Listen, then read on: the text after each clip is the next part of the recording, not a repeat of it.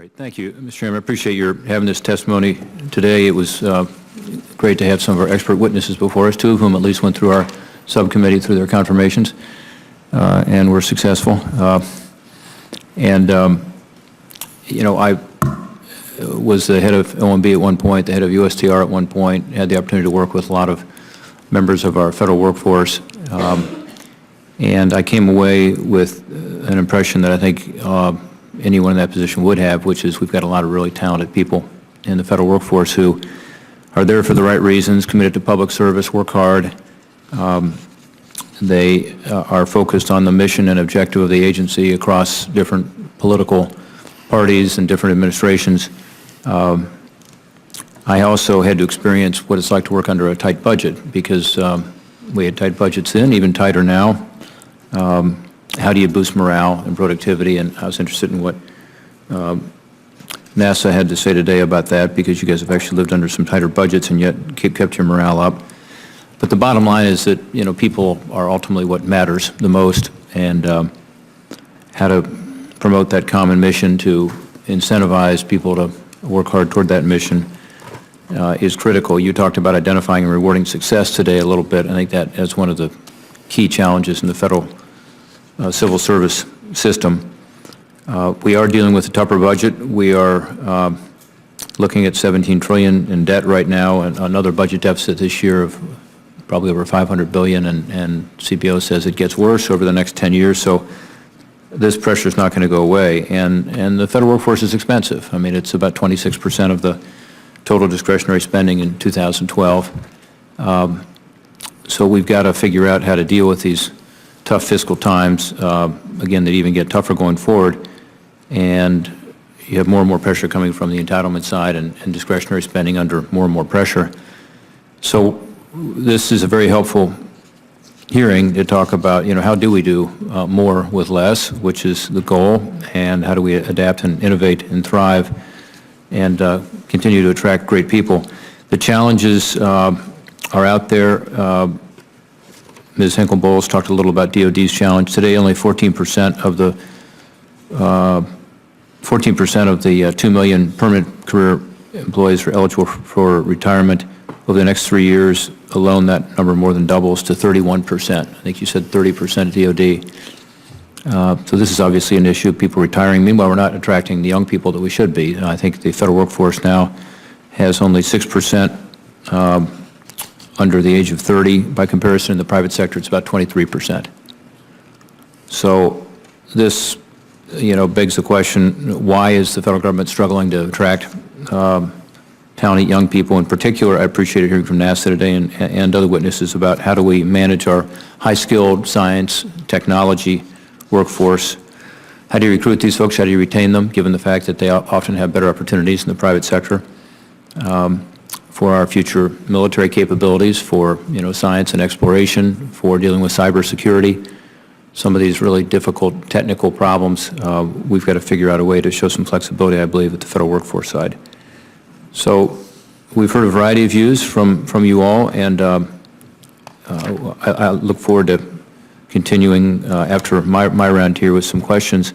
I will say on NASA, because NASA Glenn is in my home state of Ohio, one of the 10 facilities, I'm very proud of the work that we've done there, and I think it's an example of an agency that's managed, despite a decline in spending, to do very well in attracting and retaining people. Despite a decline of $1 billion in funding between 2010 and 2014, NASA ranks #1 out of the 19 large agencies on the Partnership for Public Services Best Places to Work in their 2013 survey.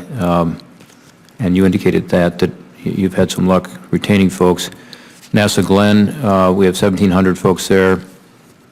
Funding's been tight, 15% drop in funding in the last decade, and plenty of challenges, but people feel pretty good about working there. In fact, among the 10 centers, we've gone up to #5 in terms of best place to work.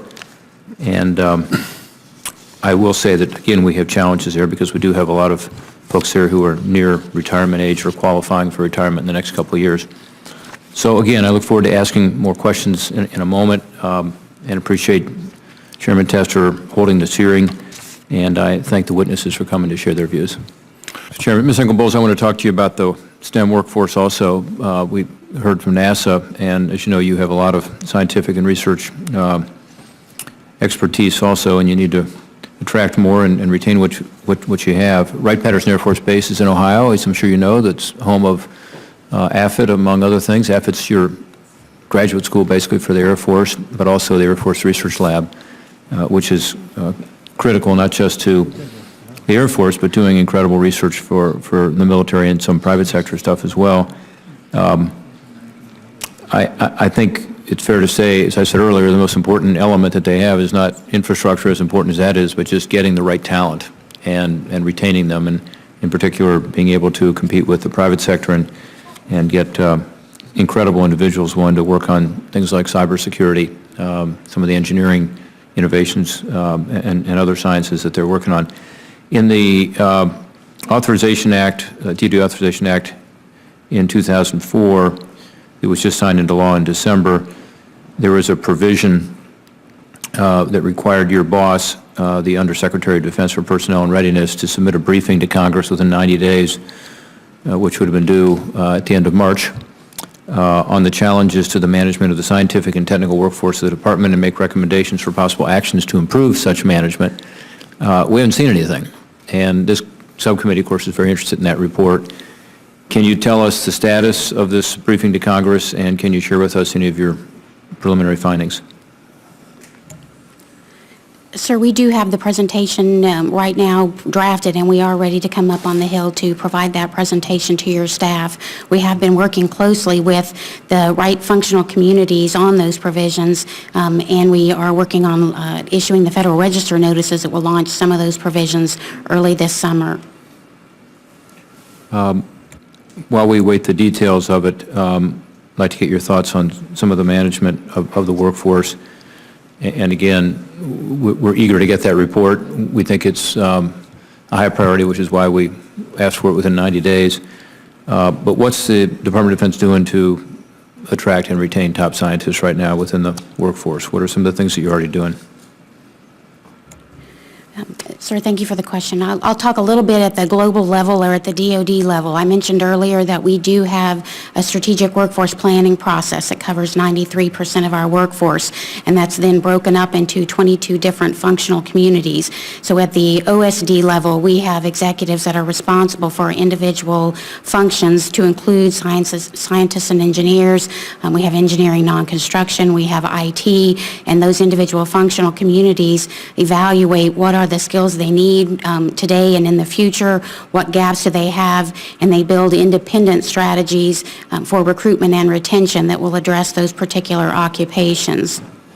And do you think the hiring process is too slow and cumbersome per the Chairman's earlier questions? I think we have opportunities there for improvement. We are always working to streamline where we can, but as several of my colleagues have mentioned, I do think we have made tremendous strides in the last few years. When you include benefits, you think you have competitive pay packages? I'm sorry, sir? Do you think you have competitive pay packages for your STEM workforce? Yes, sir. I think the federal government as a whole does have a competitive benefits package. Let me ask you about one in particular authority, which I got involved with when I was on the Armed Services Committee. In fact, I was the ranking member of a subcommittee there. I talked to the Department of Defense acquisition and technology folks, including a couple of your colleagues, Mr. Kendall and Mr.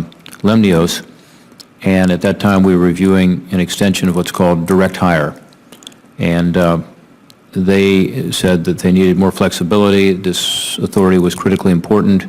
Mr. Kendall stated anything that gives us flexibility to bring talent in the workforce is good. There was at that time, as you know, a sunset provision on direct hire. In that year's DoD authorization bill, we were able to get that authority extended. We removed the sunset provision and so made it permanent. I just wonder if you could talk to me a little about that. Have you been using direct hire authority over the past 2 years? Has it been an effective tool to get talent in the door and, again, to be able to compete effectively with some of the private sector opportunities? Yes, sir, we do use all of those available authorities, specifically direct hire. We also do have an expedited hiring authority for acquisition, and then we have a Schedule A hiring authority specific to cyber occupations. And so all of those combined, we find to be effective. And then, as I had mentioned earlier, we do have tremendous amounts of talent in the military that as those individuals separate from the service, we can reach back into that talent pool using all the different veterans hiring authorities available to us. Does your current direct hire authority give you what you need in terms of being able to, in appropriate cases, go around the requirements and bureaucracy and hire somebody quickly? Sir, I believe that we do, but if I can take that for the record, I'll get more information back to you. Yeah, we'd like to hear from you on that. And my time is up. I appreciate the hard work that you're all doing to try to attract and retain good people. And I think Ms. Archuleta and I have a little difference of opinion on this notion of doing more with less, but I will just tell you, we're going to be under pressure. And as much as you might like to think the federal workforce is going to get more and more funds out of the budget, I don't see us making the progress we should be making on the two-thirds of the budget within 10 years, 75% or more of the budget that's on autopilot, that's not part of the federal workforce, but rather is on the mandatory side, and that puts a lot of pressure, even if we didn't have these enormous deficits and historic level of debt. So we do need to figure out how to be smarter and more innovative and to attract the best and brightest and be as productive as possible. So thank you, Mr. Chairman, and thank you all.